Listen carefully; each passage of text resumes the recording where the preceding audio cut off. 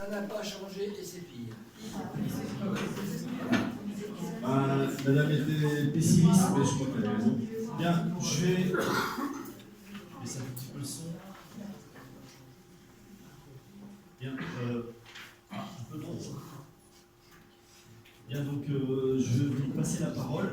Première réaction à chaud là-dessus. Après, on fera un petit point avec les organisations syndicales qui se sont donc la CGT de Sevré et puis la société de William Morel pour nous faire un petit point sur ce qui se passe dans nos hôpitaux. Alors, on avait invité toutes les organisations syndicales à notre soirée. Hein. On n'a pas fait d'exclusive. On remercie celles qui ont bien voulu venir à ce débat et nous exposer. Le but étant quand même de faire prendre conscience aux usagers des difficultés à l'hôpital. Quand on est en bonne santé, on ne s'en aperçoit pas. Quand on est touché, là, c'est pas mal. Bien, donc je vous donne la parole. Un échange, on va dire une vingtaine de minutes, trentaine de minutes. Hein, et puis après, les deux organisations syndicales qui ont la parole pour exposer un petit peu un petit bilan rapide sur les points difficiles des hôpitaux. Et après, vous reprendrez la parole pour quelles solutions, qu'est-ce qu'on pourrait faire, etc. Bien, écoutez, à vous la parole. Je vous laisse le loisir d'exposer votre ressenti sur ce film.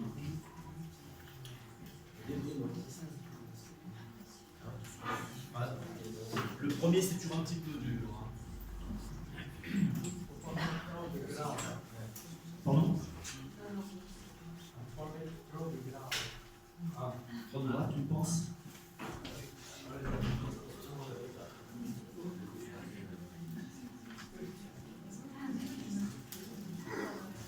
Alors, ou alors, on ne peut pas interrompre les portants syndicaux pour la...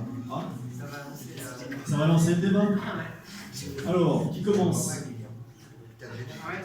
À toi? C'est fort, hein, sans micro. Un micro? Pour information, il y a aussi une collègue de la CGT de Mousseau. D'accord. Un village de Mousseau. Et ça y est, je suis encore en Mousseau. Je présente. Ah, viens ici, c'est pas Non, je parlais, puis je dis que si je parle pas assez fort, j'ai un bouton de son. Ouais, puis si je parle trop, j'ai un bouton aussi. Non, voilà, Chalot, et puis on est maillot de l'hôpital de Chalon, on est du syndicat CGT, donc on vous remercie pour l'invitation. Moi, je vais juste revenir un peu, c'est vrai, comme disait Hervé, ouais, ça n'a fait qu'empirer, mais on est encore dans un schéma, le schéma il a quand même changé par rapport à ce à quoi ils étaient confrontés, hein, donc on n'est pas exactement forcément dans le même contexte. Nous, on peut redire dans lequel on est ces derniers temps. Alors, en fait, tout excuse-moi, tu tournes le dos, donc c'est derrière. C'est pas mal. Viens ici, tout le monde te verra, tu t'entendras mieux. Voilà. Donc, quand même, la situation dans laquelle on est, elle fait les résultats en fait, de tout ce qui a été mis en place à l'époque et que les gouvernements successifs d'obédiences différentes ont continué à mettre en place. On n'a pas eu de rupture, hein, sous les sauces non plus. Il faut quand même le dire, non mais il faut le dire, pour que les gens ils soient au courant. Et actuellement, ça continue. Hein. Donc après, moi je vais essayer de la résumer rapide, la chose. C'est-à-dire que l'idée, c'est toujours d'être dans une vision économiste de la santé, où l'idée, c'est de faire des économies pour que... Alors, ils sont encore dans la même veine, c'est-à-dire qu'on continue à faire des économies. Après, les moyens qu'ils ont mis en place pour en faire, c'est augmenter la productivité encore et encore, c'est-à-dire qu'on met de plus en plus, comment dire, vous avez entendu parler de la chirurgie ambulatoire ou de la médecine ambulatoire, donc ça, c'est vraiment qu'on essaye de faire du soin et de pratiquer de l'acte. En fait, comme dans une entreprise, hein, c'est augmenter la productivité des agents. Et puis après, ce qui s'est passé aussi, c'est que là, il y avait des fermetures de lits qui étaient liées à un contexte de pénurie infirmière et étudiants. Ce qu'il y a, c'est que depuis, on en a fermé encore et encore plus. mais pas forcément de par le contexte de pénurie infirmière et soignante, c'est parce qu'il y a une volonté politique de fermer des lits, hein, qu'ils soient de maternité ou autre, quoi. Alors, j'ai plus les chiffres en tête, hein, je ne sais pas si c'est pas 80 000, non, ou 60 000 lits de fermés depuis un certain depuis ces derniers. Combien? Je crois qu'on est à 120 000. Voilà, 120 000, donc ça vous dit un petit peu quelque chose de la déstructuration du service public hospitalier. Donc moi, pour la faire court, bon, voilà, et pour la faire court à l'hôpital de Chalon, eh ben, on continue en fait d'être dans d'extrêmes difficultés, parce que les hôpitaux sont littéralement étranglés. Donc vous avez entendu parler d'un truc qui s'appelait l'ONDAM, l'Objectif National des Dépenses des Assurances Maladie. Donc ça, c'est voté dans le cadre du projet de loi de finances de la Sécurité sociale en novembre. J'imagine qu'il y en a pas mal qui luttent contre ce projet au moment où il est voté.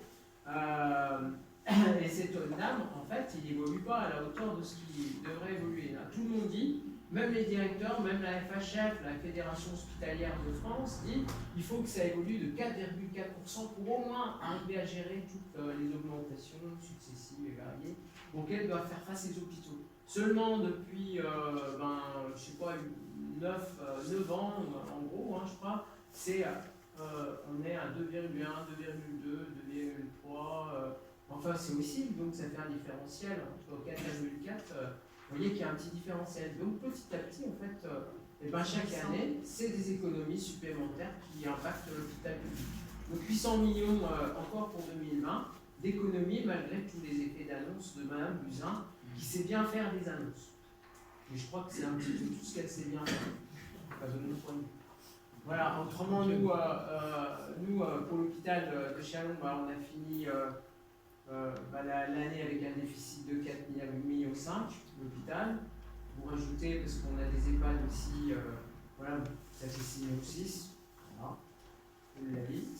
Et pour l'année prochaine, on nous annonce, alors j'ai un petit peu les chiffres, on nous annonce en fait, elle devrait faire un plan d'économie, je crois qu'on devrait être à 3,5 millions, on diminuerait quoi. Mais c'est un petit peu mission impossible parce qu'on est avec toujours des restrictions et par exemple notre directrice elle dit on va essayer de faire un plan d'économie mais qui ne va pas trop être axé sur l'économie en personnel, mais on va plutôt augmenter les recettes. Et sachant que augmenter les recettes, augmenter l'activité, donc c'est augmenter l'activité mais avec un personnel équivalent ou moins, c'est comme si vous faisiez des économies sur le personnel des ressources humaines. Parce qu'il va falloir faire plus. Alors qu'il faudrait plus, on ne sera pas. Donc, en fait, voilà. Du coup, c'est vrai que ça peut, je vous explique simplement, mais ça peut expliquer les difficultés auxquelles sont confrontés. Et c'est vrai que dans nos métiers, bon, moi je suis infirmier, soignant, mais pas que, quoi. Il y a les administratifs, il y a les médicothèques, tous en fait, on est en lien avec des gens. Avec des personnes âgées, l'administrative, elle va demander les papiers à quelqu'un qui est âgé, il va mettre du temps à sortir ce papier. Voilà, il y a tout un truc, il faut prendre le temps. On n'est pas là pour brusquer les gens, mais simplement, on nous a quand même bien transformé en une entreprise où il faut aller de plus en plus vite. Que ce soit au niveau des administratives ou des médicothèques, il faut avoir du rendement.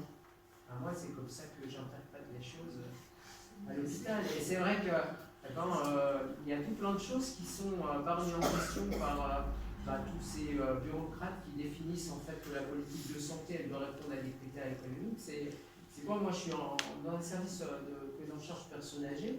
Et par exemple, si je veux bien faire mon boulot, l'idée c'est que cette personne elle va rentrer, il faut lui préserver l'autonomie. Comme ça, quand elle rentre chez elle, sociétalement on a un moindre coût. Seulement, si on est un système productiviste comme on est actuellement, et si on veut aller vite, on ne va pas l'aider à faire sa toilette, on va lui faire sa toilette. Ce qui fait que la personne, elle va perdre son autonomie, et quand elle va rentrer chez elle, si elle y arrive, il lui faudra des aides. Il lui faudra et la toilette, sous votre petite prise, c'est VMC. Oui, voilà. Je pense que c'est vrai. Non, mais la toilette, maintenant, c'est visage vaincu. Dans les EHPAD. Non, mais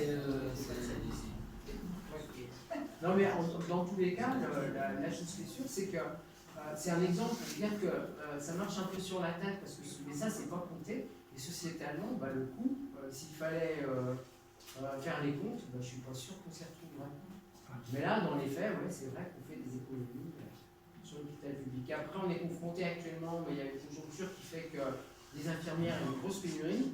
Donc un établissement comme l'hôpital de Chalon, qui n'avait jamais pratiqué, pratique depuis l'année dernière du recrutement intérim, du paiement en heures supplémentaires pour les aides-soignants et pour les infirmières. Donc il y a vraiment une grosse pénurie, et c'est pas que lié à Chalon-sur-Saône. Après Chalon-sur-Saône, on a peut-être un petit problème quand même d'attractivité lié à la gestion ressources humaines, qui fait que forcément on n'a peut-être pas un caractère hyper attractif. Bon, ça n'engage que moi aussi, et puis les collègues. Voilà. Je sais pas, je ne voudrais pas trop monopoliser la parole, hein, c'était l'engagement. S'il y a des questions. Voilà. Après, s'il y a des interventions sur le plan de Chalon, vous pouvez compléter, hein, allez-y. Hein. Ouais, voilà. Avant de passer sur Soré, sur la psychiatrie. Ou Marie-Claude, ou Hervé, là. Ah bah, sur mon. Si on veut compléter, on voit là, c'est de 2003. Donc à l'époque, c'était les points ISA, donc 10 synthétiques d'activité. Donc nous, à l'époque, la Bourgogne était la deuxième région par le bas, où le point était le plus bas. Donc après, vous savez qu'il y a toujours donc la tarification à l'activité, qui sur un domaine purement économique pouvait avoir à la limite un sens, on veut dire on vous paye on va dire sur l'activité que vous pouvez avoir. Ça peut éviter, comme quand c'était à l'armée, qu'en fin d'année on faisait tourner les hélicos ou les chars dans le truc pour que on va dire, le carburant soit utilisé. Mais voilà, c'est que depuis des années, c'est bien des choix politiques. C'est pas une histoire de soi-disant trop de la Sécu, hein, où vous savez que les recettes n'ont fait que diminuer. Hein.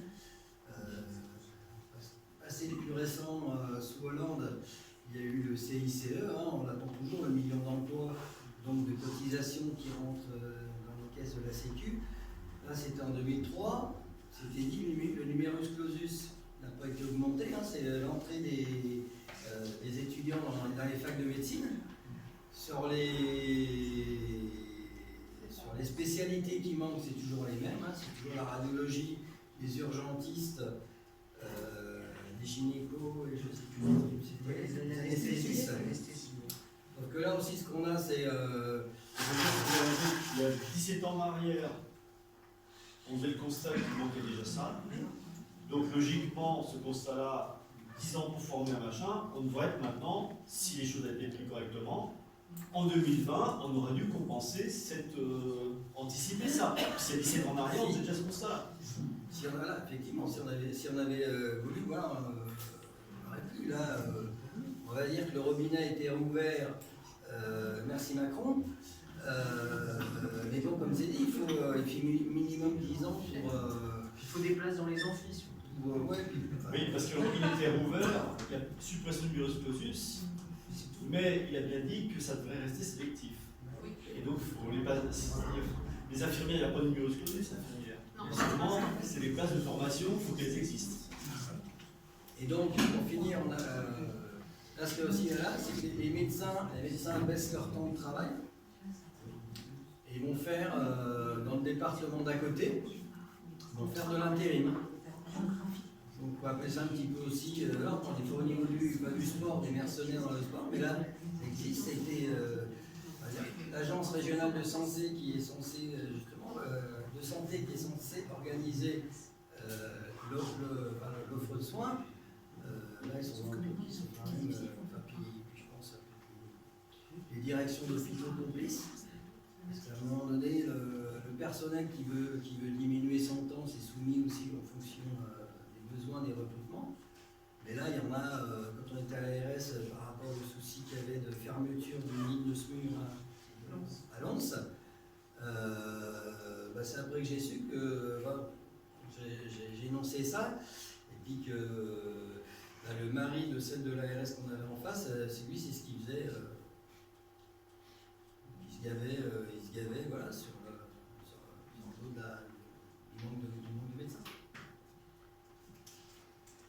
Alors, peut-être enchaîner sur. On peut parler alors, peut-être Monceau. du grand EHPAD de Monceau. Oui. Et puis la situation sur le bassin monceauien, parce que bon, je veux dire maintenant, puisque tout est. Non, mais on n'en a pas parlé, mais c'est une des problématiques là qu'on n'a pas évoquées, puisque à l'époque c'est encore trop tôt, c'est les groupements hospitaliers de territoire. Et je pense que là on est en plein dedans. Alors la Saône-et-Loire est un département relativement vaste, donc a la chance, je mets des guillemets, d'avoir deux groupements hospitaliers de territoire, donc le nord et le sud. Le nord c'est principalement Sevray, Châlons, Monceau, Autun pour les plus gros hôpitaux, et le sud c'est principalement Paray et Mâcon. Ça a participé aussi, je pense, à l'aggravation de nos conditions de travail et de nos problèmes d'attractivité, qu'ils soient pour les personnels médicaux que les personnels paramédicaux. Parce qu'on subit encore plus dans nos hôpitaux, alors Monceau, on peut en parler, cette distance des décisions, cette distance du pouvoir, entre guillemets. Donc forcément, on est de fait soumis, même si on nous répète chaque jour que ce n'est pas vrai, soumis quand même à l'hôpital Pivot, qui pour le nord est l'hôpital de Chalon-sur-Saône et pour le sud est l'hôpital de Mâcon. C'est-à-dire que c'est quand même ces deux centres hospitaliers qui ont la main sur l'offre de soins en grande partie en Saône-et-Loire. Donc après, c'est pour ça que mes collègues gentiment parlent du grand EHPAD de Monceau-les-Mines. Il n'y a aucune honte à faire de la gériatrie, aucune honte à faire de la médecine gériatrique et de faire de l'EHPAD, etc. C'est des patients et des résidents comme les autres, sauf qu'à un moment donné, à Monceau-les-Mines, même si on est vieux, on a le droit d'avoir un cœur et donc d'avoir des problèmes cardiaques. On a le droit d'avoir des poumons et donc d'avoir des problèmes pulmonaires. On a le droit d'avoir un cancer, malheureusement, et donc d'avoir des oncologues. Sauf que la pénurie médicale fait que les médecins se concentrent sur les centres les plus gros. Donc à terme, les hôpitaux type Monceau, type Paray-Monial, type Autun deviennent des grands services de médecine gériatrique ou d'EHPAD. Et donc pour avoir la problématique qui est dénoncée là, des délais de consultation, on les retrouve maintenant parce qu'en fait si on concentre beaucoup de consultations sur un centre comme Châlons, à un moment donné les médecins ont beau faire des consultations 10 heures par jour, les journées font pour eux que 24 heures, donc à un moment donné, s'ils ont beaucoup plus de patients à voir, soit ils diminuent le nombre de la durée de la consultation, soit ils ne voient pas tout le monde. Donc on est quand même... il me semblait que la Sécu et tout ça a été fait pour qu'il y ait une égalité de traitement, quel que soit le territoire, quel que soit son lieu d'habitation, quels que soient ses moyens, etc., pour être soigné dignement partout. On commence à s'en éloigner beaucoup. Ce qui a été mis en place, ce qui dénonçait la concentration d'un hôpital par département, ce qui a été annoncé en 2003, là, préfiguré, on y va quoi. On y est. Voilà, on y est ou on finit le travail. Oui. Monsieur. C'est juste pour rebondir, parce que effectivement sur le système de santé, il y a une vraie problématique politique. En gros, combien on dépense pour notre système de santé. Et là, la réponse politique a été très claire depuis des tas d'années. En gros, l'évolution des dépenses de santé, que ce soit des gouvernements de gauche ou des gouvernements de droite, a très peu évolué, parce qu'il y a une vraie crainte par rapport à cette évolution des dépenses.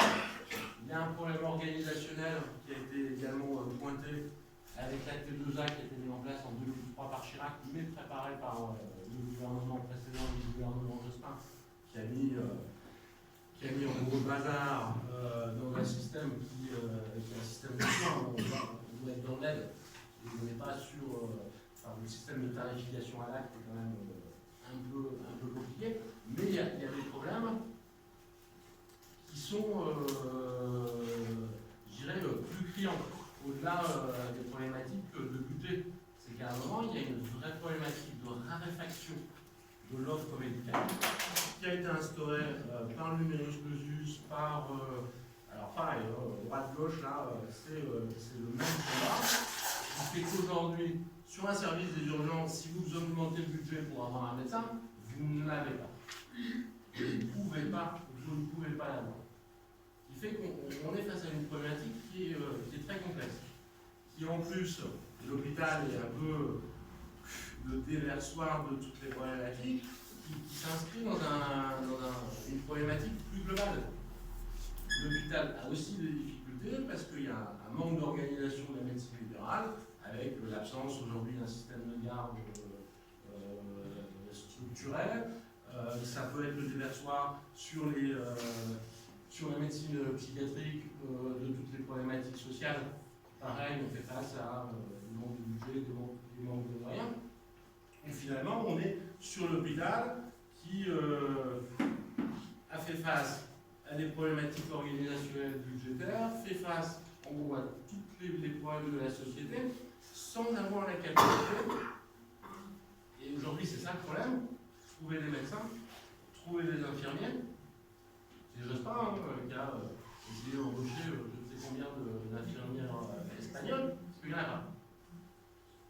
Même si on le voulait, beaucoup d'aspects, on ne peut pas, d'où, je dirais, le palliatif que sont les GHT, tous les systèmes de coopération, qui ne sont pas forcément pertinents à la base, mais qui sont la seule solution pour finalement soigner les gens à minimum. Monsieur, oui. J'aurais voulu juste répondre sur deux éléments. On parle tout le temps du numerus clausus pour les médecins. C'est vrai, ça existe. Il y a un autre problème, c'est la liberté d'implantation. Parce que, voilà, je pense que honnêtement, si on est vraiment très objectif, je ne pense pas qu'on manque de médecins à ce point-là. On en manque, ça c'est clair. Mais il y a un moment donné, je pense qu'il faut vraiment faire la différence. Totalement d'accord. Et par rapport aux paramédicaux, je pense que c'est la même chose. Alors j'ai entendu que quand je parlais des kinés, voilà, on parle tout le temps des infirmières, mais il y a les kinés, il y a toutes les spécialités paramédicales. Il y a un manque d'attractivité de nos professions. À partir du moment où on est dans le public, je veux dire, on est tous dans la réforme des retraites en ce moment, c'est un élément. Nos rémunérations ne sont pas forcément à la hauteur du diplôme qu'on a, et donc on ne fait plus le plein dans les écoles d'infirmières ou dans les écoles d'aides-soignants. Donc ça devient aussi inquiétant. Ah mais c'est sûr qu'il y a une forme de laxisme par rapport au... Donc on va essayer de partager la parole. Alors, on vous écoute. Ce que je voudrais dire, c'est quand même qu'on a une taille de 30 ans, à peu près la même politique que soit de on n'a pas anticipé la démographie médicale ou paramédicale avec le départ en retraite. On n'a pas anticipé le passage aux 35 heures. On n'a pas anticipé la mise en place de la circulaire européenne. C'est ce qu'il avait expliqué le médecin, c'est le repos de sécurité de l'Union. C'était une circulaire qu'on attendait, qui était prévue d'être mise en place. On a eu cette circulaire qui s'est mise en place en même temps que la tête. Dès 1997, il fallait réagir. Là, le film, c'est 2003. 17 ans plus tard, on est toujours dans la même situation. Là, actuellement, on a un plan qui, normalement, doit améliorer les choses. Moi, de mon point de vue, j'anime un séminaire sur la situation de crise de l'hôpital au CHU de Besançon ces derniers jours. C'est-à-dire que globalement, d'ailleurs, quand vous avez une succession de plans, parce qu'on est dans une situation de crise, il faut se poser la question, comment on en sort?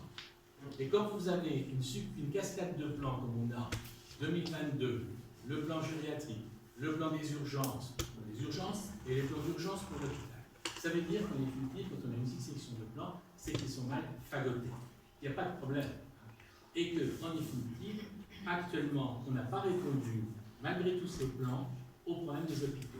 C'est premièrement la densification des soins, les ouvertures des hôpitaux le jour, c'est-à-dire que dans les services classiques, on a des malades de plus en plus graves.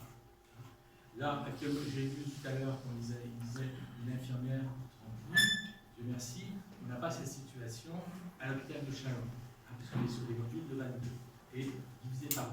Mais on se rend compte que, premièrement, la charge en soins a beaucoup augmenté, on n'a pas envisagé. On a fermé des lits, pas uniquement que parce qu'il y a un manque de personnel, parce qu'il y a un plan drastique de fermeture de lits. Qu'on a actuellement des bronchiolites en région parisienne qui sont hospitalisés à 150 km de leur lieu de vie, c'est-à-dire que les parents ont des enfants qui sont à 150 km en service de soins intensifs, néonatologie ou de la réanimation infantile. Donc effectivement, et on n'a pas tarif, là je ne vais pas monopoliser la parole, le système de la T2A, les points ISA, c'est le système T2A, qui est allé jusqu'au bout de son approche, c'est un système mortifère, puisqu'on est dans un cycle de productivité, donc amélioration, diminution du coût, augmentation du nombre d'actes pour le même prix, et aussi on a un système de productivité. Parce que le budget de la sécurité sociale est un budget fermé. Que vous avez 1 million, vous produisez 1000, vous produisez 1500, vous avez toujours 1 million parce qu'il est voté tous les ans. C'est l'ONDAM qui est fermé. Voilà, l'ONDAM, l'ONDAM est fermé. Alors, on dit que l'ONDAM augmente tous les ans, de plus. Dans cette ONDAM, on rajoute des prises en charge des financements qui n'existaient pas l'année d'avant. Par exemple, cette année, nous rajoutons les hôtels maternels pour les patientes parturientes et femmes enceintes qui sont dans des endroits désertifiés en maternité, pour qu'elles puissent aller à l'hôtel. Donc en définitive, on peut l'augmenter, mais si on met dedans des choses de plus à payer, on le diminue. Dans tous les cas, il diminue et il ne suit pas l'inflation. Donc ça veut dire que le plan, et j'ai jusqu'au bout de mon raisonnement, les 10 milliards pour la dette, c'est-à-dire que si on ne tarie pas le mécanisme qui crée le déficit, on aura toujours un déficit. Voilà. Et donc, en définitive, ce qu'il faut se poser la question, de façon pour toute organisation, c'est se dire, mais pourquoi une succession de plans? Pourquoi on n'en fait pas un vrai? Et pourquoi on n'a pas fait un vrai grand débat national sur la santé hospitalière?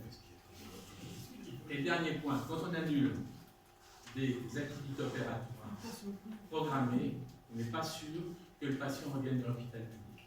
Donc il peut avoir en même temps une perte d'attractivité et d'intérêt pour les patients. C'est-à-dire que c'est un système multifactoriel et c'est un système difficile multifactoriel.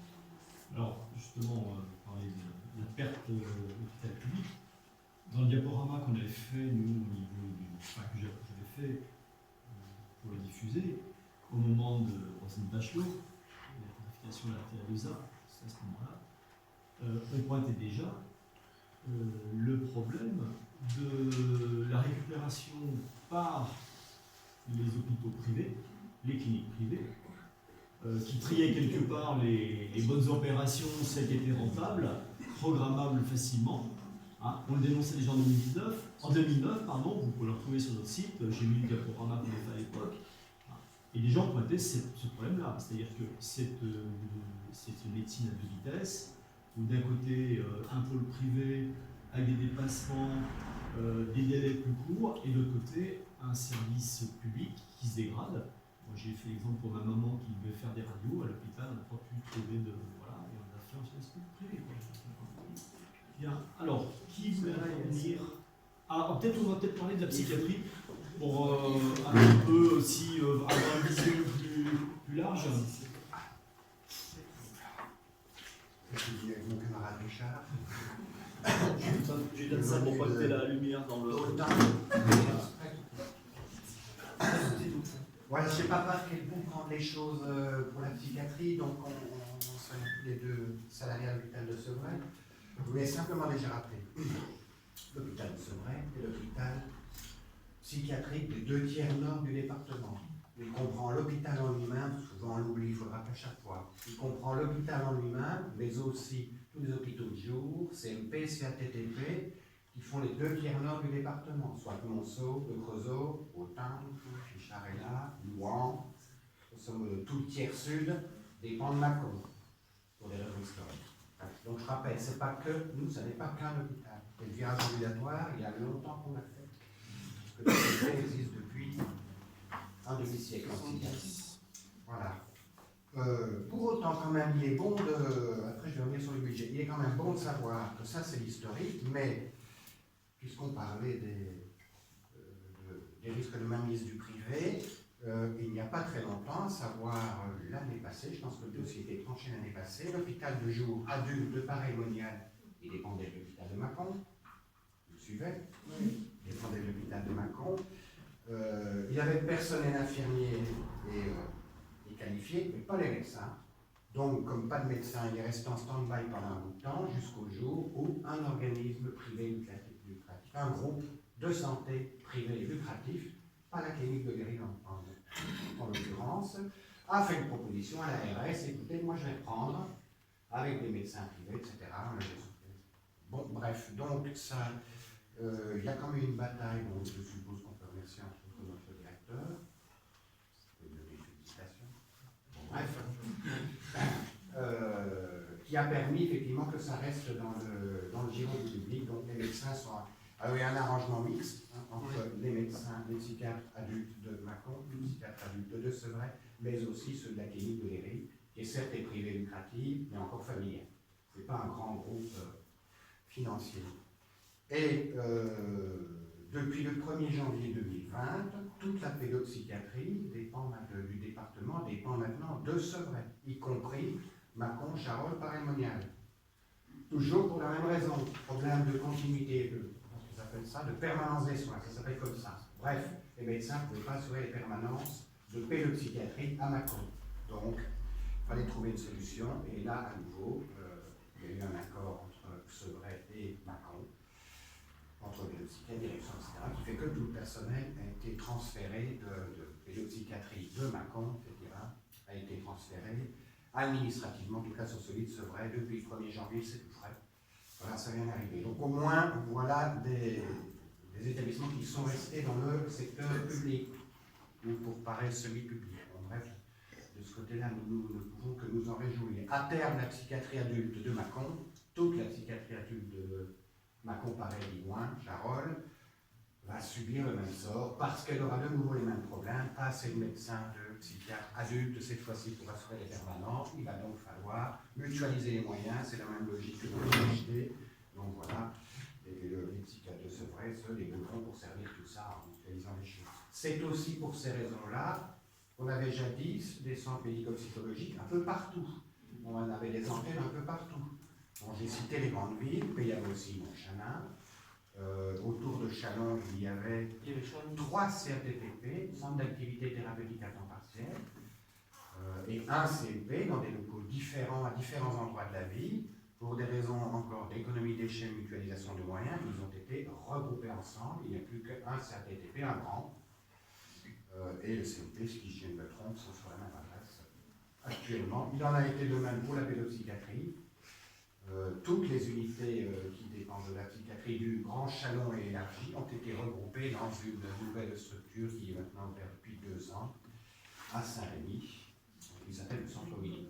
Ben voilà, toujours cette logique, on mutualise, on regroupe les moyens, et au passage, on fait aussi certaines choses. Ça, c'est pour le personnel, le passage le risque de privatisation, effectivement, qui continue, puisque maintenant, vous savez qu'on a ici une clinique psychiatrique privée, une clinique de Léry, qui existe depuis très longtemps aussi, depuis un demi-siècle, je crois.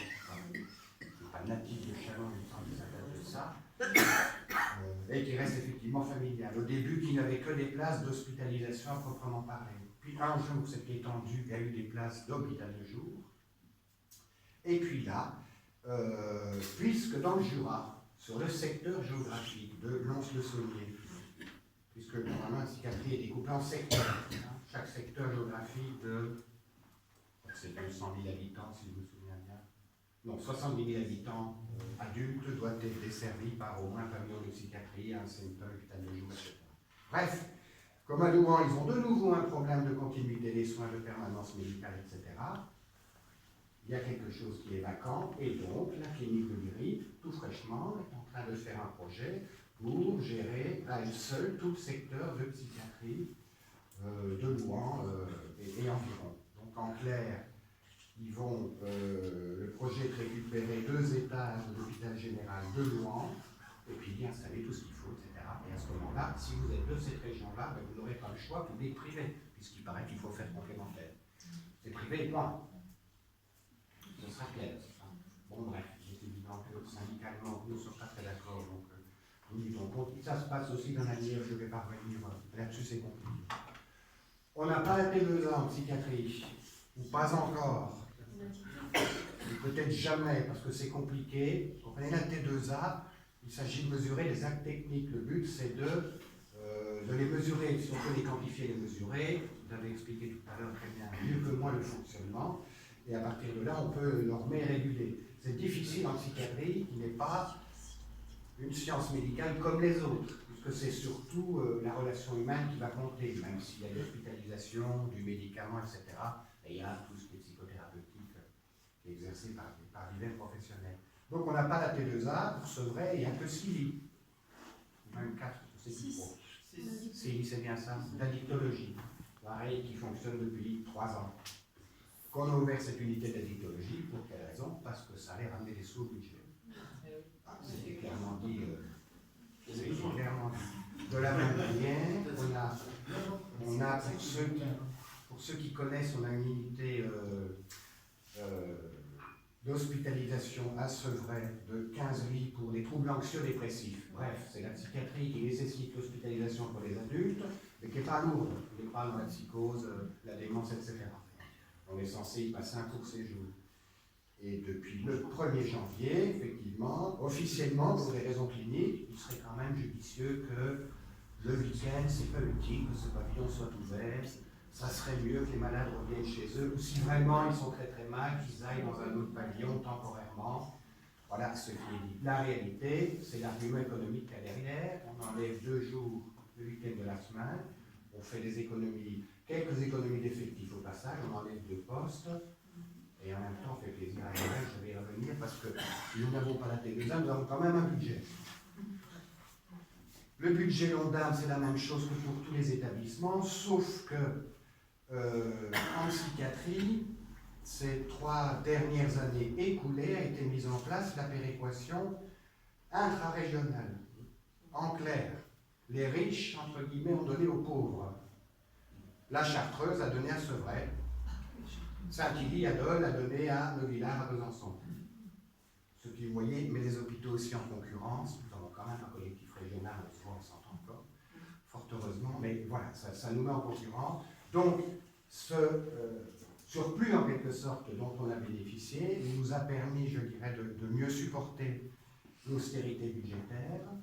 En réalité, sur le fond, mon analyse, c'est pas qu'elle nous a vraiment aidé à le supporter, c'est que cet argent, ça faisait 2 millions par an, pendant les 3 dernières années, sur un budget de 55 millions d'euros annuels, si je ne me trompe pas, pour ce vrai. Ces 2 millions ont en fait été utilisés pour éponger la dette du déficit. Donc maintenant, nous sommes à 0. L'État de Sevray a un budget à l'équilibre, et dorénavant, tous les ans, nous sommes d'excellents élèves, n'est-ce pas? Normalement, maintenant, tous les ans, cet excédent, en quelque sorte, de 2 millions, va être mis de côté, capitalisé, pour reconstruire l'hôpital tout entier. Là, on en est à 85 millions d'euros pour reconstruire l'hôpital tout entier. Vous allez lui payer cash. Nous sommes un peu inquiets pour du montage, puisqu'il nous est dit que, bon voilà, il y a cet argent qu'on met de côté régulièrement, c'est une chose, et puis un prêt, effectivement, que nous obtenons, qu'il nous faudrait donc rembourser en plus tous les ans, et une aide de l'ARS. Donc je ne suis pas extrêmement compétent dans ces choses-là. On a un mix de tout ça. Le directeur me disant, soyez bien sage, ne dites rien, parce que on a remarqué qu'on n'a pas touché à l'ORTT. Vous voyez le message subliminal qui se passe. Voilà, mais nous sommes quand même inquiets. Ce qu'on voit, je vous ai donné quelques exemples. Il faut que le directeur donne, pour pouvoir faire ce plan-là, éviter le fameux Copermo, bref, c'est faire des emprunts qui ne soient pas trop massifs, sinon c'est l'ARS lui-même qui nous dit ce qu'on va faire. Il faut le faire en tranches, et donc pour ça, il faut donner des gages de bonne conduite à l'ARS. Voilà, alors pour dire concrètement, on a parlé effectif, on a parlé budget, c'est pas trop long, m'a-t-on dit, soyons court. Donc, il y a eu des améliorations quand même, on peut en discuter après, je veux dire, dans l'ensemble des dispositifs de psychiatrie, notamment, il y a des psychiatres et des psychologues, enfin une psychologue plus exactement, aux urgences de Chalon par exemple, mais aussi des infirmiers dans d'autres hôpitaux qui viennent de la psychiatrie et qui sont là aux urgences, pas tout 24 heures sur 24, mais à tout le moins la journée. Je donne qu'un exemple parmi tant d'autres. Alors vous direz, oui, alors si je vais à l'hôpital, si je dois être hospitalisé à l'hôpital de Sevray, comment ça se passe? Comme le nombre de lits était réduit, comme partout, hein, comme dans les services de médecine, mais pour le dire honnêtement, on va dire que depuis 2 ans, on ne réduit plus le nombre de lits. Heureusement, parce que là on est au taquet du taquet. Donc souvent, comme les placements, que les lits d'hospitalisation sont occupés à 100% la plupart du temps, qu'est-ce qui se passe si quelqu'un veut être hospitalisé en urgence? Ben, il attend. Donc ce sont les gens, souvent qui sont dans les CMP, qui suivent les gens à l'extérieur, qui reçoivent un peu cette demande d'urgence. Et donc il faut attendre autant que faire se peut. Mais s'il faut attendre, si ce n'est pas possible d'attendre, comment est-ce qu'on fait? On va soit dans le privé, surtout des places dans le privé, et sinon, on fait un placement sous contrainte. Il y a 3 types de placements sous contrainte. On peut vous mettre, vous hospitaliser de force, je fais des simplifications, mais vous comprenez. On peut vous hospitaliser de force sous ordre du préfet, parce que vous troublez l'ordre public, ou vous avez tué quelqu'un. On peut vous hospitaliser sous contrainte à la demande d'un tiers avec un aval médical effectivement là derrière, parce que vous mettez en danger vous-même, etc. Pour le faire simple. Et puis, ça, ce sont des procédures qui nécessitent, si je ne me trompe pas, 2 avis médicaux. Il est faux. Ah oui, sinon, hospitaliser son vieux père, s'en débarrasser, vous voyez que, bon, bref, la loi prévu des balises. Et il y a la 3e procédure, SPI, qui est sous péril imminent. C'est-à-dire là, on ne trouve pas les 2 médecins, hein, c'est urgent, une signature médicale va suffire, et on l'hospitalise. Donc si jamais quelqu'un est effectivement en crise, il n'y a plus de place à l'hôpital, eh ben, une des manières qui est souvent utilisée, c'est faire ces placements sous contrainte qui sont en fait des faux.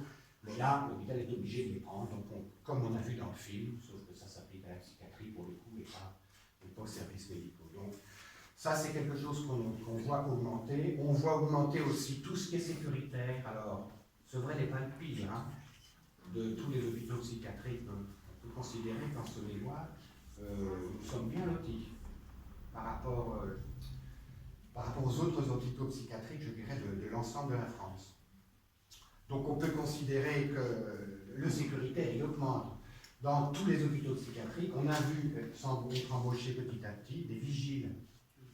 Mais ça n'existait pas il y a 10-15 ans. Aucun hôpital psychiatrique n'avait des vigiles. C'était du personnel soignant qui assurait la sécurité au jour le jour. Et là, même ce vrai, depuis 2 ans, si je ne me trompe pas, chez vous aussi, les vigiles, on est passé dessus. Les barrières, les soins sous contrainte qui ont augmenté, je l'ai dit, enfin, tout ça, c'est dans le rapport du contrôleur général des lieux de privation de liberté. Bien entendu. Concrètement, ça c'était pour l'hôpital, maintenant vous rentrez au CMP. J'ai repris les chiffres du bilan d'activité donné par les services de santé administratifs de l'établissement. Ce n'est pas des chiffres syndicaux. Hein. Donc, si vous avez demandé un délai de consultation en CMP, si vous avez un délai en consultation en CMP enfant, suivant d'où vous vous trouvez, vous attendrez entre 47 et 109 jours. 109 jours, c'est Chalon-sur-Saône d'ailleurs. Donc, vous voulez prendre un rendez-vous en CMP, voir psychiatre, psychologue, etc. Pour votre enfant, vous attendrez les chiffres officiels, bilan 2018, 109 jours, soit 3 mois et demi, si je me calcule les bons.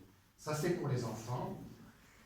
Pour les adultes, je reprends les chiffres de 2018. Si vous voulez voir un psychiatre en CMP, pour les adultes, vous attendrez 60 jours après avoir pris le rendez-vous. Hein.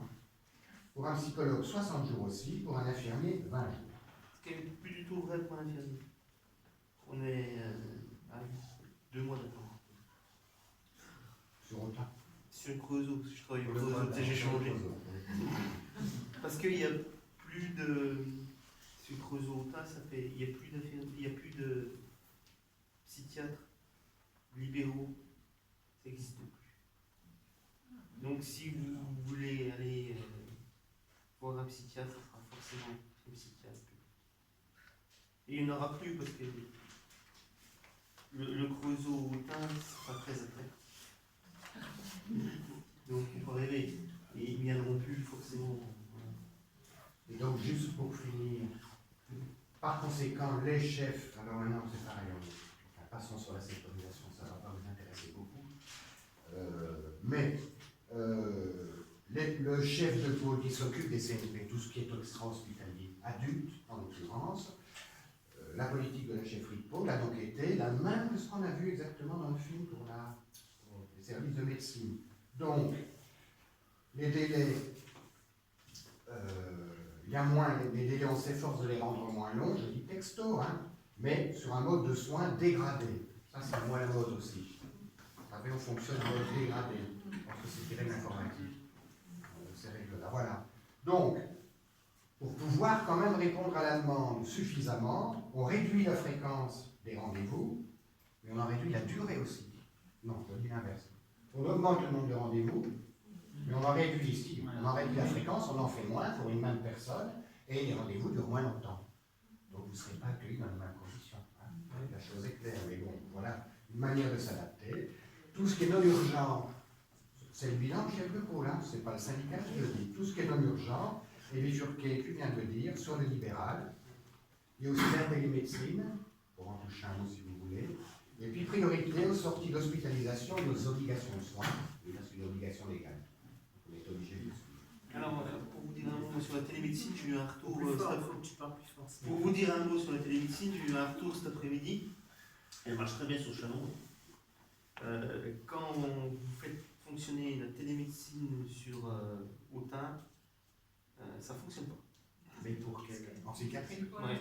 Ah, En psychiatrie, en consultation, parce que la télémédecine, c'est vous prenez une personne âgée, vous la mettez devant un écran, et normalement le psychiatre voit la personne âgée et il fait la consulte avec le gériatre. Et là, pour une raison X ou Y, ça ne fonctionne pas sur Autun. Bon. Après, c'est peut-être un problème technique, voilà.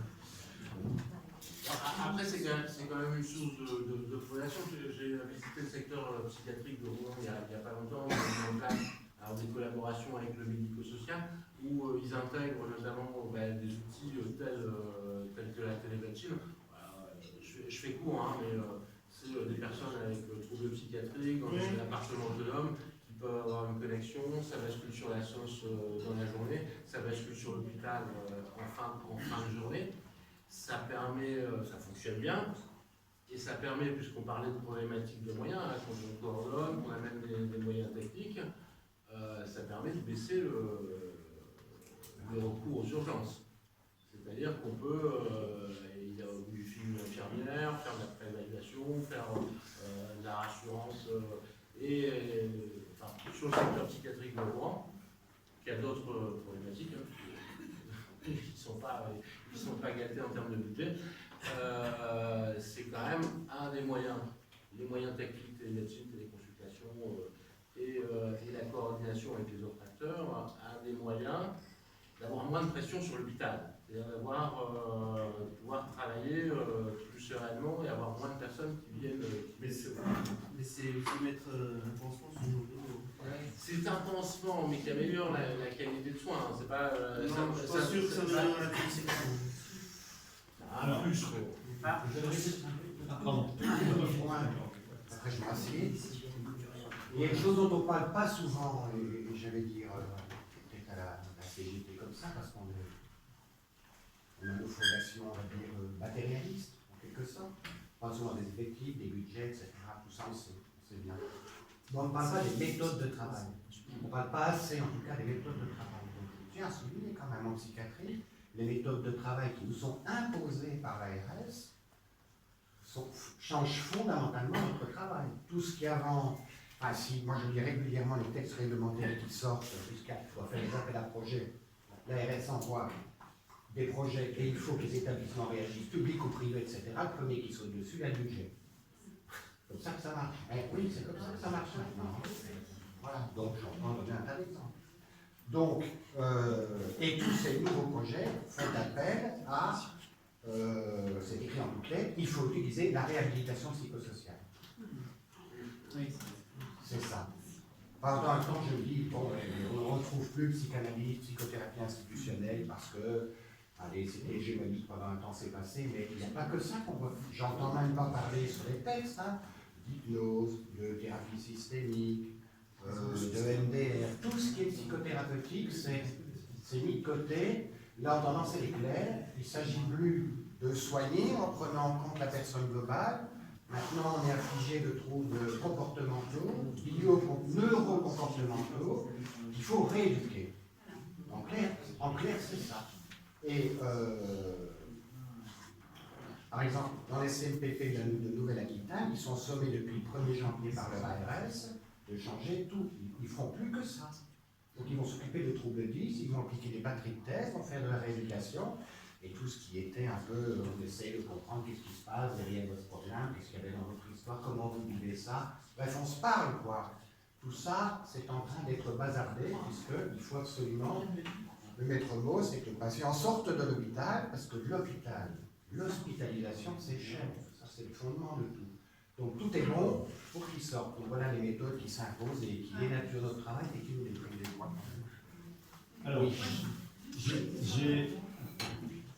j'ai plusieurs intervenants. Ah ben juste pour répondre. Oui, oui. Hein, Par rapport au demande de l'ARS, moi je travaille dans l'associatif, c'est là que les appels à projets, il y en a plein pour mutualiser les différents postes, les différents métiers et tout ça. Et en ce moment, c'est à fond l'habitat inclusif. Voilà,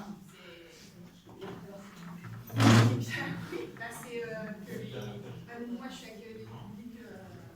Magali, tu peux parler plus fort s'il te plaît, parce qu'on peut pas parler. Et tout ce qui est rester chez soi, le maximum avec le moins de moyens possible. Et vous savez comment ça se passe? Les services à domicile pour l'élément, ça je ne tiens pas de moi, c'est quelqu'un de Côte d'Or qui le fait. C'est des aides-soignantes qui viennent à domicile et qui, des fois, quand on a quelqu'un d'élément, etc., parce qu'il faut que la sorte de chez lui, l'enferme chez lui la nuit, voire dans sa chambre. Et apparemment, c'est pas une rareté. On l'a entendu ailleurs. C'est pas. Je rebondis un peu sur le début. Alors, Nathalie, après je te donne la parole, et il y avait eu 3. Alain, et d'autres personnes? Non, on fait le tour comme ça? Alors. Par rapport à l'organisation du soin à domicile, je travaille pour la mutualité sociale agricole, j'y suis assistante sociale, on s'occupe principalement des exploitants agricoles. Vous savez, ce qu'ils vivent en ce moment est une grosse difficulté, et je passe ma vie avec des gens qui sont en dépression nerveuse, burn-out et crise suicidaire. Bien évidemment, on a absolument besoin de psychologues et de psychiatres, suivant l'état. Eh bien, il y a un tel déficit de réponse des CMP, c'est-à-dire sur Chalon, c'est pas de moi, c'est non. Ne prenez pas vos patients, ça ne sont pas passés par l'hôpital de Sevré. C'est la réponse qu'on nous fait. Donc, nous, on a des gens qui sont à 2 doigts de se foutre en l'air et qui font vraiment une politique, etc. Donc, ce que la Caisse nationale, le MESA a fait, c'est qu'elle a dégagé un budget de manière à ce qu'on conventionne avec des privés, et on a créé un réseau tout à fait personnel à notre institution de psychologues privés, qu'on paye 70 € la séance. Le tarif normal, on est à 50-60. C'est ce qu'elle a pour leur donner, pour qu'ils prennent en urgence des exploitants agricoles pour qu'ils se reforment. Parce que notre désir à nous, étant en sécurité sociale, c'était de travailler avec le public. Mais il n'y a pas de place et les réponses sont tellement différées dans le temps qu'à une époque, et aujourd'hui sur le Chalonnais, c'est non, qu'on ne peut plus travailler de temps en temps avec Louan. Mais c'est tout. Donc voilà comment, là il y a bien une problématique, le public pourrait répondre, et on détourne ça sur le privé, parce qu'on ne va pas laisser les gens comme ça en disant non, on ne va absolument qu'ils aillent dans le public, ils seront morts à mon direct. Donc c'est un exemple concret, comment on détourne, comment on arrive à ça. Les psychologues, le public travaille, le privé travaille bien, c'est pas la question. Mais c'est quand même de l'argent de la sécurité sociale qui, au lieu de retourner à l'hôpital public, quelque chose qui sait faire, va aller ailleurs. Voilà. Donc, je voulais juste donner ce témoignage-là. Et juste dire une chose dans le débat général, c'est que enlever 100 000 lits d'hôpital, c'est, je l'ai trouvé, je sais qui l'a fait, c'était en 1996, et sous le gouvernement Juppé II, réduire d'1 tiers de lit la capacité de l'hôpital public, 100 000, il n'aura pas fallu ce temps-là pour y arriver, mais ils y sont arrivés. Donc effectivement, on est dans des politiques volontaristes, on a des gouvernements successifs qui ont voulu organiser ça comme ça, ce n'est pas du tout qu'ils se sont trompés dans leur plan, ils avaient décidé d'arriver à les supprimer, ils les ont supprimés, voilà. Donc la question c'est comment on n'a pas été le plus grand nombre capable de le voir, de le comprendre et de résister. Et je dis, c'est la même bataille aujourd'hui sur les retraites. Si demain on vous dit, je vais te voler ton poste de télévision dans 2 mois, vous allez vous organiser pour qu'on ne vous vole pas. Là, on vous dit, je vais te voler l'équivalent du prix de ton poste de télévision tous les mois de toute ta vie, et encore, tu vas attendre, mais je vais te les voler, parce que c'est ça qu'ils vont nous voler dans la retraite. 300 balles par mois, c'est pas rien. Et là, on attend, on entend quoi? Donc voilà, il n'y a pas eu la capacité de réaction de la population et de suffisamment d'organisations politiques qui sont là pour jouer leur rôle, c'est-à-dire de prendre une société, on met l'humain en premier, parce que le débat il est là. Combien on met d'argent pour l'hôpital? C'est comment on considère l'humain. Quand aujourd'hui vous êtes un infirmier, vous êtes un éducateur, heure, vous êtes une assistante sociale, vous commencez à 1500 balles. Quand vous êtes un jeune actuel et que vous calculez, vous faites de la mathématique financière, et vous calculez une rentabilité pour une assurance vie, pour une assurance ou pour une banque, vous commencez à 4000 balles. Voilà, c'est ça notre société, elle fonctionne comme ça. Elle donne de l'argent à ceux qui font de l'argent, elle ne donne rien à ceux qui s'occupent des êtres humains. Donc nous, effectivement, je parle notre point de vue, c'est de dire qu'on doit inverser la machine. Je pense qu'on est assez nombreux et qu'on touche le fond. Et là, moi, je viens de perdre 2 personnes très chères. Ces 2 personnes ont fait l'objet de défaut de soins. De défaut de soins. Je pense que c'est à l'insu des personnes. Quand on laisse une personne traîner 1 mois sans la soigner dans une EHPAD, 1 mois sans la soigner, parce qu'il n'y a pas de médecin qui répond, parce qu'au bout d'un moment, ça devient pénible, on oublie de rappeler le médecin, la personne est là morte. Voilà. Et l'autre personne, elle a été renvoyée à son domicile en phase terminale de vie. Les médecins le savaient, il n'y a pas de palliatif, on ne l'a pas dit à la famille. Et elle est morte à domicile dans des souffrances que la famille ne comprenait pas. Quand elle était morte, on lui a dit, bah oui, vous savez, il y en a pour une semaine. Mais c'est ça, l'inhumanité de traitement aujourd'hui. Moi, ça me révolte, franchement. Donc je pense que ça nécessiterait qu'on soit un petit peu plus vif sur le sujet de discuter juste du prix. Et la télé, machin, tout, je veux dire une bonne chose. Ça peut peut-être sauver des gens, mais pour moi, c'est de la foutaise. Regarder une personne droit dans les yeux, lui tenir la main quand elle dit qu'elle souffre, c'est le minimum d'humanité qu'on peut avoir pour les médecins. Et moi, je suis tous les jours dans mon métier, et puis voilà. Il y a le contact humain, il est absolument nécessaire, et les écrans ne remplaceront pas tout ça. On peut l'utiliser exceptionnellement, etc. Je ne discute pas, la technologie moderne, mais pas en faire un dada comme aujourd'hui, on en fait la solution des marques. Ça me fait penser juste Il y a un tour de parole, on essaie de plus intervenir. Alors, je voudrais dire qu'est-ce qui se prépare pour la psychiatrie. C'est passé au Sénat, tous les partis politiques ont rejeté, ont repoussé d'1 an la réforme de l'évolution de la psychiatrie, sauf un parti. Qu'est-ce qu'on va mettre en place? Laurence Cohen, qui est une sénatrice communiste, a bien pointé du doigt que la T2A pour les hôpitaux somatiques est remise en cause. On va mettre quand même en psychiatrie une partie liée à l'activité. Vous aurez toujours une partie liée à un budget global acquis, quelle que soit l'activité, mais une partie liée à l'activité.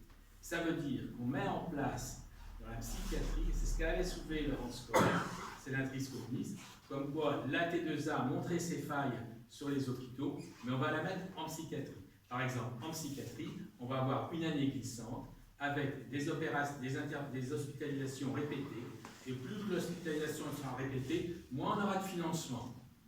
Ça veut dire aussi limiter le potentiel d'hospitalisation classique en psychiatrie, parce que ça ne sera pas intéressant financièrement. Et comme les hôpitaux, il faut quand même qu'ils puissent conjuguer intérêt financier et organisation, et bien ça va en définitive peser en particulier sur les patients chroniques de psychiatrie. Juste pour un tout petit truc, parce que je suis enseignant et j'ai une maman qui est orthophoniste au CNP. Et elle m'a envoyé des documents que je mettrai sur il y a un appel par rapport à la réforme des CNP. Je lis juste le mail, le document sera en ligne. Hein. Donc je pense que le gouvernement ne veut plus de structures de soins jugées trop coûteuses, privées publiques, même combat. Il cherche à mettre en place des dispositifs comme celui drivé par le CAMS, du dépistage, mais pas de suivi ou trop peu. Malheureusement, les enfants qu'on reçoit ont besoin de suivi long, spécifique, pluridisciplinaire, intensif, mais pas de saupoudrage. On tend vers la privatisation de l'offre de soins américaine, que dire des ruptures de soins catastrophiques et préjudiciables quand les gosses sortent du CAMS vers 5 ans et rentrent au CNPP à 18 mois à 2 ans plus tard, sans rien entre les deux, ou un suivi ortholibéral seulement quand ils ont de la chance. Des projets pondus par des penseurs qui prennent des années à se mettre en place. Exemple, le projet de CESAD TSL. C'est plus que jamais dans les tuyaux, mais pas encore effectif. C'est ce qu'on veut imposer à l'équipe du CROP. Alors, je ne sais pas ce que c'est le CROP. Il nous expliquera. Rééducation de l'ouïe avec la parole. Oui, c'est pour les sourds et puis malentendants, d'accord. Alors qu'elle n'a pas les moyens de mener à bien la mission à vocation départementale d'accompagnement des enfants sourds qui est la sienne. Et il n'y a plus d'ortho en poste. Idem pour les changements d'agrément, on passe de 0 à 14 ans pour le CROP, le CNPP à 0 à 20 ans sans moyens supplémentaires. Les PEP répondent à tous ces appels à projets, cache-misère, qui émanent de l'ARS, donc du gouvernement. Ils les cautionnent, sans se soucier de comment on va les mettre en œuvre sur le terrain, comment les professionnels vont se coltiner encore un peu plus de boulot et de souffrance, quitte de la leur d'ailleurs. Et des postes administratifs qui fleurissent, grévant les budgets, ceux de soignants qui disparaissent ou se transforment. Voilà le petit peu le mail qu'il m'a envoyé. Et puis donc je mettrai il y a un texte d'appel qui est assez long, qui sera sur le site. Alors, il y avait. Ouais, mais je lui laisse ma parole parce qu'il y a. Alors, il faut savoir qu'en 2001, je travaillais au Minati, à Lyon. Et il y a eu déjà à l'époque l'idée de financer la psychiatrie en la T2A. J'avais une surveillante à l'époque qui nous avait présenté ça comme la solution miracle. En 2001. Donc l'idée date pas d'aujourd'hui. Il faut savoir ça. Donc moi je vais bien intervenir sur plusieurs choses, donc je vais faire vite. Alors, moi je reviens sur ce que Nathalie a dit sur la télémédecine et compagnie. Donc c'est vrai que on ne le saura pas l'humain par la technologie de ce point de vue-là. Donc je pense qu'il y a l'aspect relationnel et direct qui est important à préserver. Et puis il faut savoir que parmi toutes ces mesures, elles se mettent en place. Alors la Buzyn, c'est vrai qu'elle dit je vais financer ça. Simplement nous, par exemple à l'hôpital, il y a des financements sur tous ces projets, mais c'est des financements d'investissement. Après, ce qui est d'exploitation et de la maintenance, c'est sur nos recettes qu'il va falloir qu'on le finance. Donc ça, c'est pas vraiment dit par les médias et la presse. Hein, je crois pas. Donc ça, je venais juste à corriger ça, et puis qu'en fait, on ne remplacera pas. Moi, je travaille auprès de personnes âgées. J'imagine la réaction de la personne âgée quand elle va voir le psychiatre à la télé. J'ai juste un peu du mal, surtout quand ils ont des trucs cognitifs. Mais bon, voilà, on peut toujours imaginer que c'est une solution. Après, sur l'aspect, comment dire, là dans le film tout à l'heure il parlait, c'est vrai que dans le cadre de la productivité, les médecins là ils sont en jeu, on les met donc il y a des espèces de contractualisation par pôle qui peuvent se mettre en place. Donc leur objectif c'est d'augmenter la productivité. Comme on le fait, on diminue les DMS, alors durée moyenne de séjour, et on augmente le taux d'occupation des lits. Donc ça explique pourquoi, à un moment donné, quand il y a des gens qui arrivent aux urgences, il n'y a plus vraiment de lits disponibles. Parce que soit c'est occupé presque à 99,8%, quelquefois plus, donc il n'y a pas de lits disponibles. Donc ça, c'est pareil, c'est jamais vraiment dit dans les médias, je ne crois pas en avoir beaucoup entendu parler. J'essaie de faire vite. Sur le conseil de surveillance qui est devenu, là on avait un conseil d'administration. Donc le conseil de surveillance, moi je suis mandaté par mon syndicat pour y siéger à l'hôpital de Chalon-sur-Saône, il a été vidé de sa substance. À l'époque de la loi hôpital, patient, santé, territoire, qu'on doit à notre chère dame Bachelot, elle l'a vidé littéralement sa substance. C'est une chambre d'enregistrement. Alors nous on en profite pour essayer de passer nos messages. Et puis les seuls moments où le conseil de surveillance il a eu une vraie importance pour nous, c'est quand on l'envahit. Et puis qu'il y a les médias qui sont là, et puis qu'il y a des usagers, parce que autrement, c'est vrai. Et donc il y a tout le problème de la démocratie et de la prise de décision à l'hôpital. Maintenant c'est le directoire qui décide, quoi. Et puis le directoire c'est la directrice, puis la directrice c'est l'ARS. Après moi je voulais revenir aussi sur le rôle des tutelles. Donc nous on a une chaire ARS, donc vous le connaissez parce qu'on avait réussi à le faire venir, pour certains vous étiez venus, il s'appelle Monsieur Priville. Donc il vaut le coup d'être connu, donc il ne reviendra plus depuis qu'on l'a invité le 3 janvier et qu'on l'aurait soi-disant maltraité. Donc ce cher monsieur il est venu, seulement ce monsieur, par exemple en termes de dialogue social, il ne répond pas à toutes les questions éventuellement qu'on peut lui poser. Et pour information, je pense que c'est important que tout le monde le sache dans la salle, il y a un certain nombre d'années, je crois que c'était en 2017 que ça a été conduit, il a commandité l'ARS un audit qui s'appelle l'audit Averroès, du nom en fait du cabinet d'audit. Donc c'était un audit sur le territoire nord, donc ce qui nous concerne tous, sur la capacité en ligne publique-privée. Et puis je pense que l'idée c'était de mettre au regard du besoin de la population, c'est ce qui peut être intéressant. Seulement cet audit, eh ben, ceux qui l'ont vu, ben, il faut qu'ils le disent, quoi. Parce que nous, on l'a demandé à plusieurs reprises. Il s'est engagé, ce monsieur Privic, devant les députés, parce qu'à nous, il ne nous répond pas, mais comme il y a des députés qui, malgré tout, font le relais de notre demande, eh ben, il répond député. Donc, on a pu avoir une réponse à un député où il s'engageait à communiquer en avril 2019. Simplement, jusqu'à l'heure qu'il est, on l'a toujours pas. Donc, pour information, on a saisi la CADA, donc, qui est la commission pour l'obtention des documents administratifs. Vous savez que, je ne sais pas si c'est dans l'air du temps, mais apparemment, ils sont submergés par les dossiers. Hein? Donc, non, mais ça en dit donc sur le contexte actuel, quoi. Donc, nous, on a bon espoir, parce qu'on a passé la première étape. Donc là, j'ai rappelé la CADA dernièrement. Là, ils sont repoussés parce qu'ils avaient besoin d'un complément d'information. Ils ont tous les courriers. Je veux dire, c'est évident qu'ils sont engagés devant les élus locaux à communiquer cet audit. Donc nous, de toute manière, dès qu'on l'aura, on le communiquera, puisqu'on a demandé à ce qu'il soit communiqué à l'ensemble de la population. Ce n'est pas une affaire d'expérience, ça nous concerne tous, quoi. Et c'est vraiment un audit sur la capacité en ligne. Et il faut voir si ça répond aux besoins. Parce qu'il y avait un truc qui gênait, c'est que par exemple, il paraît que dans cet audit AVROS, ils disaient que l'angioplastie à Chalon, c'était pas mal. Donc c'est vrai qu'ils ont mis le sujet assez hors sujet rapidement. Pas le bon mot. Je crois que j'en ai fini, moi, sur mes inter... Ah si, une dernière. Non, mais un truc, là, on voit des médecins qui vont plus ou moins en fonction de leur... Il y a des médecins qui prennent des positions plus aujourd'hui qu'avant. À Paris. Voilà. Pas encore à Chalon. À Paris. Encore pas arrivé. À Chalon, on a du mal. Hein. On a du mal. Alors, dernièrement, il y a eu une motion des médecins dans le cadre de cette motion qui avait été initiée par les présidents de conseil de surveillance, donc je pense que de France et de Navarre. Donc, il y a eu une motion due au dernier conseil de surveillance, ça devait être le 16 décembre, par les médecins. Simplement, moi j'ai demandé à la voir, ça fait 2 fois, et je n'ai toujours pas. C'est pas pour la communiquer à leur place, mais moi je les invitais plutôt à faire savoir et à faire en sorte que cette communication elle soit pas confidentielle. C'était une vraie prise de position, comme on su la prendre les médecins, les 1000 qui menaçaient de démission administrative, quoi. Si vous voulez, donc moi je pense que vraiment derrière. Si on va aborder tout à l'heure l'avenir, ce sera plus long, l'idée c'est de travailler sur les convergences. C'est-à-dire, parce que c'est avec tout le monde.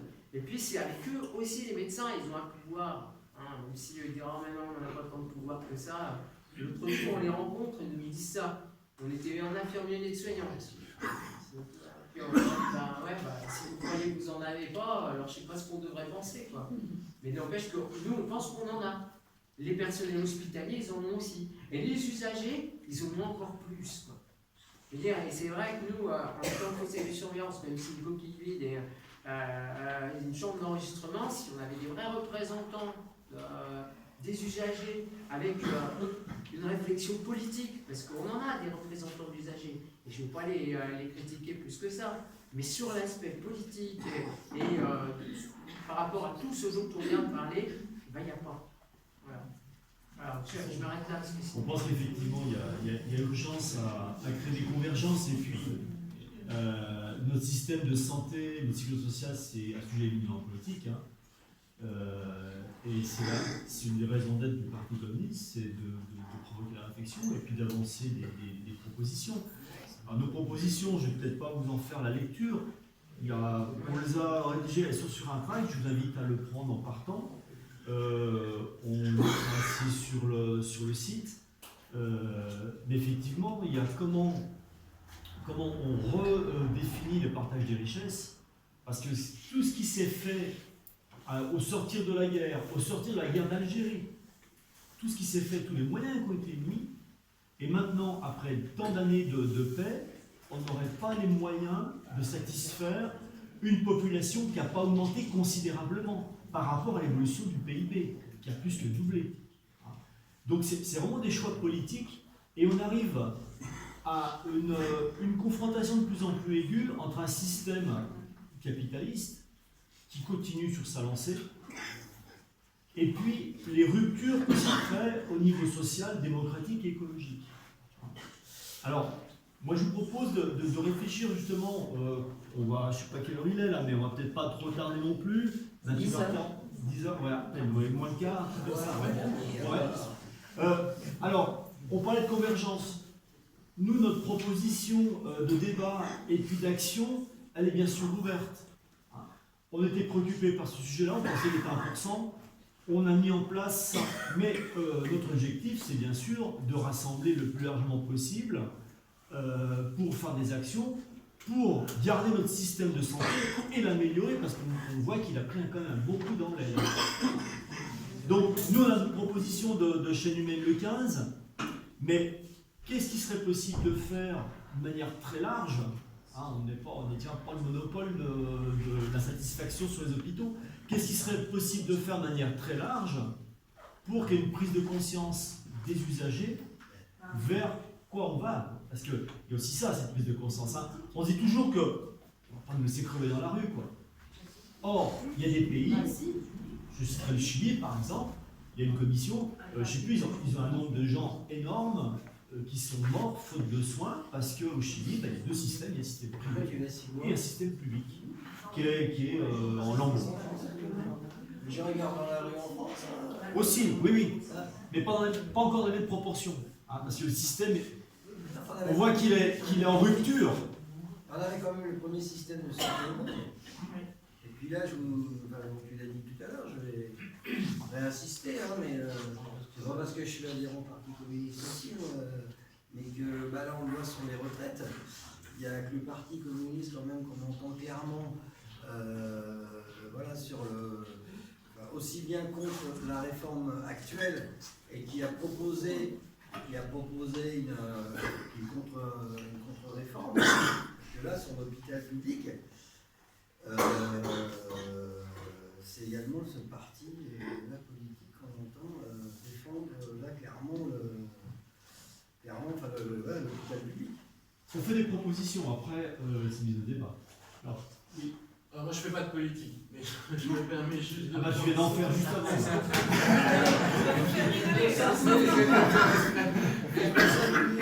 Je me permets juste de pointer un point dont on a parlé, mais qui m'a paru important. Alors je ne sais pas trop sur l'hôpital, mais je le connais plus sur les EHPAD, qui est la problématique de la gestion des ressources humaines, qui est quand même très problématique sur certains EHPAD, qui a un coût en fait pour la structure globale, qui génère de la non-qualité.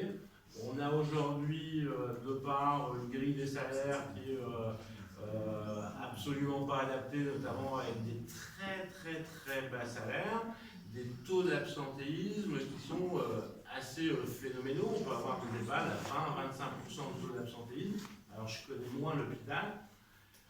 Une problématique managériale sur l'hôpital qui est due à cette différence entre les soignants et les administratifs qui renforce la chose et qui est, à mon avis, une des clés pour que l'hôpital vive mieux, c'est-à-dire recréer un mode managérial, notamment en revalorisant ceux qui sont auprès des patients, les aides-soignants, les infirmiers, parce qu'on est sur un système qui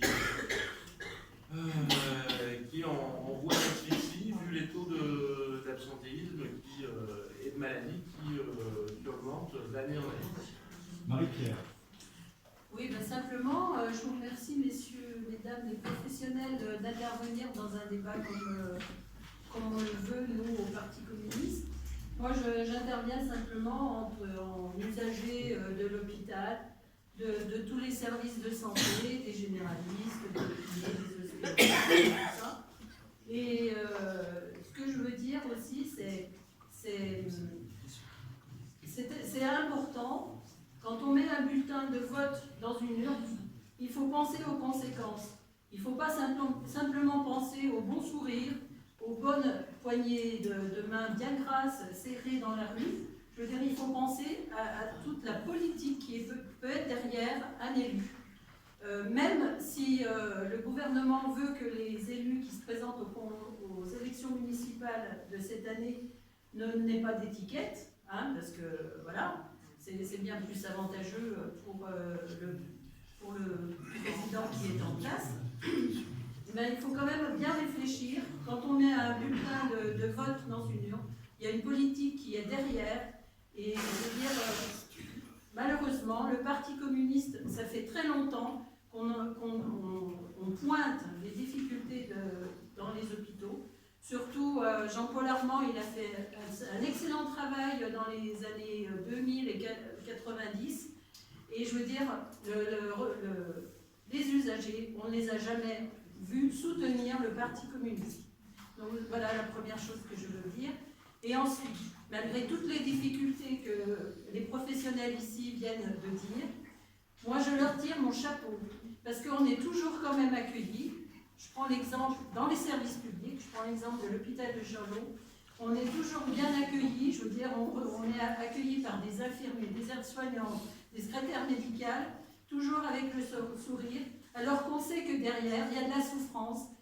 Il y a de la souffrance, elle souffre au travail.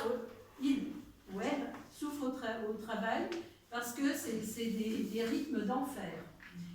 Il y a aussi autre chose que je veux dire, on a fait miroiter la population à ceux qui travaillent aussi dans l'hôpital que de regrouper des hôpitaux et de faire le fameux territoire Chalon-Nord avec un hôpital pivot, ça c'est le mot à la mode que j'adore, un hôpital pivot tel que Chalon.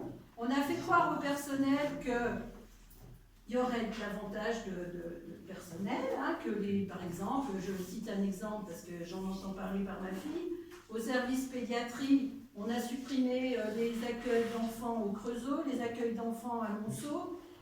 On leur a dit, mais vous en faites pas, vous allez avoir un petit peu plus d'enfants à soigner, vous allez avoir du personnel, et bien que nenni, pas de personnel en plus, des bébés, des enfants qui arrivent par camion en cette période, par ambulance, pardon, pas par camion.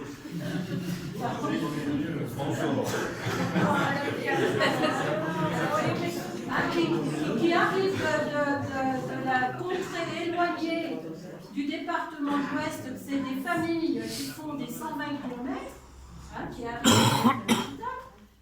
Et c'est pas pour tout ça qu'au service pédiatrie à Chalon, on a ouvert des lits et qu'on a créé des postes d'infirmières, d'aides-soignantes et de cadres. Donc, merci au personnel soignant, parce que c'est un métier difficile. Quand je dis personnel soignant, ça va bien tout aussi bien de la petite secrétaire qui est devant son ordinateur que du grand chirurgien qui a des grosses responsabilités. Bien.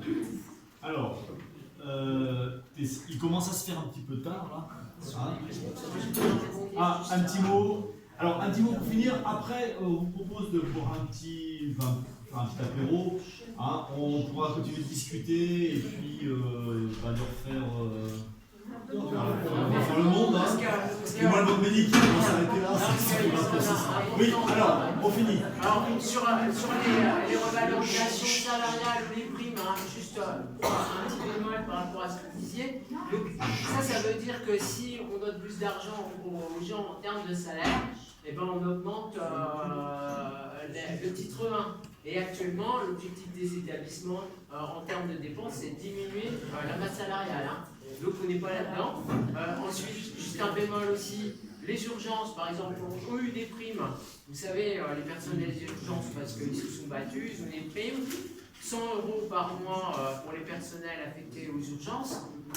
Le financement, alors si on met prime plus moyens humains mis à disposition, moi j'ai évalué à peu près à 320 000 € année. Ça c'était l'année dernière. Pour cette année, si on prend tout compris les aides par rapport à ces mesures-là, c'est 67 000 €. Il en manque, je le dis tout de suite. Donc là aussi, c'est sur les recettes de l'établissement qu'il va falloir gérer. Ça c'était juste pour préciser.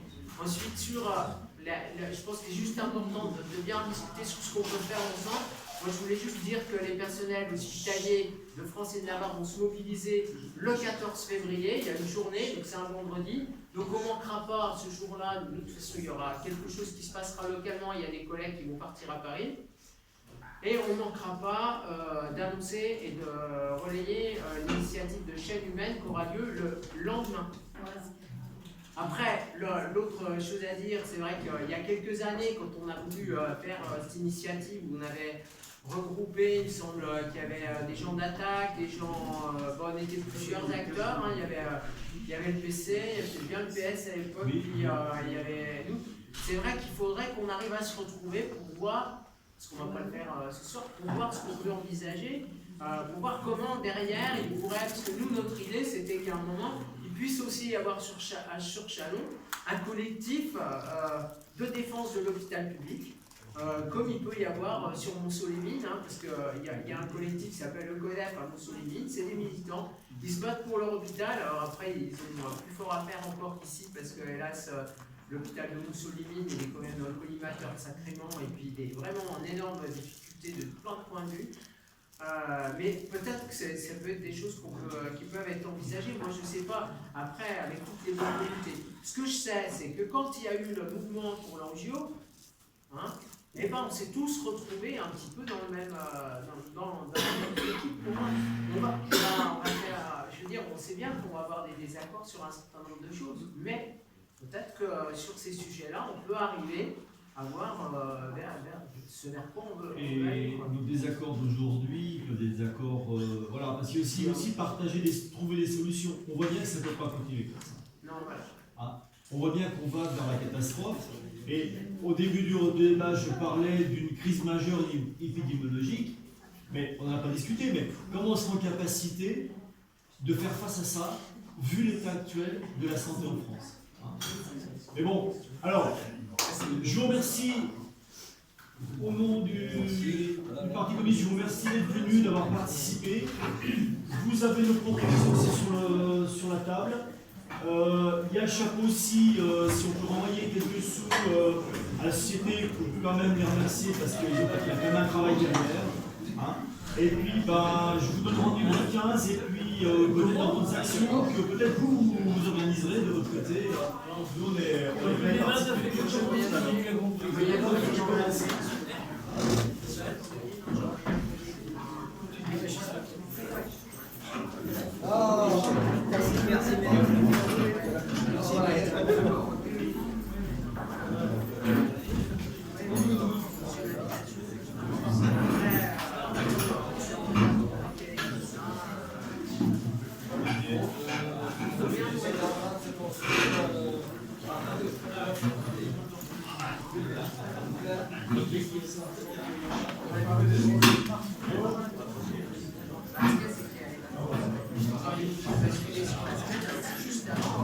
C'est que